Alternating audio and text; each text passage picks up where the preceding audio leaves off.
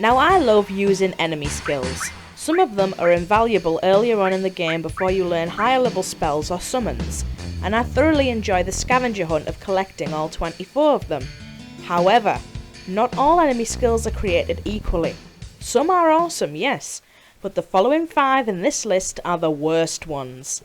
They're either useless, learnt too late in the game to be of any use, or require some roundabout route to even get them to work. Let's begin the countdown. Number 5.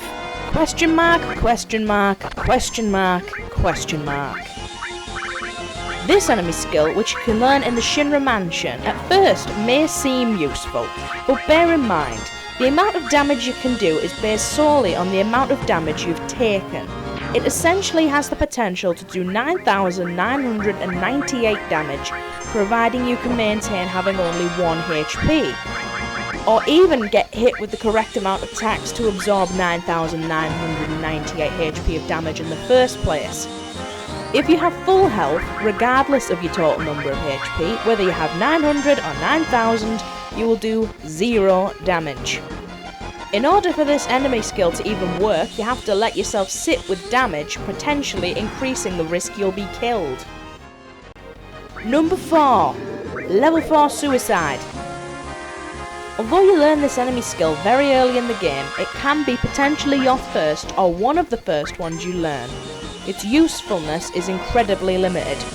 Level 4 Suicide inflicts critical damage and small status on all enemies whose levels are multiples of 4, such as 12, 16, 20, 24, etc. So already there's only a handful of enemies this will even affect. Now, out of those enemies whose levels are a multiple of 4, many of them are immune to the small status effect, which again reduces the usefulness of this attack. Yes, it will do critical damage, but it will never kill anything. It will always leave enemies with at least some health. Number 3. Level 5 Death. Level 5 Death is likely going to be one of the last enemy skills you learn. It's in the collection of rare enemy skills that you can only find in the Northern Cave, right at the end of the game when there's little to no opportunity left to use it.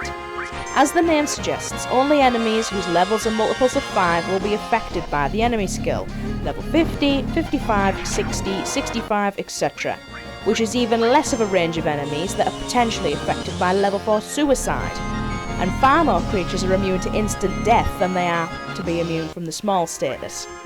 I don't think I've ever used level 5 Death in any of my playthroughs. To me, it just seemed like a massive waste of time that had the potential to rarely ever succeed, either by enemies not being the right level, or by being immune to instant death in the first place.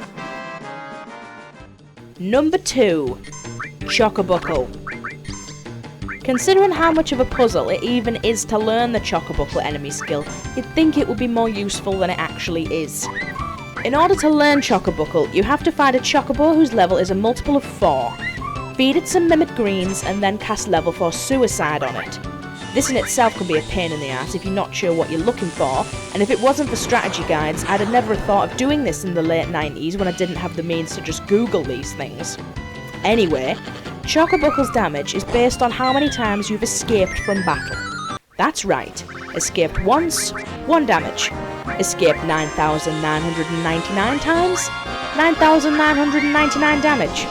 If you wanted to build Chocobuckle up, you'd have to run from battle 9,999 times.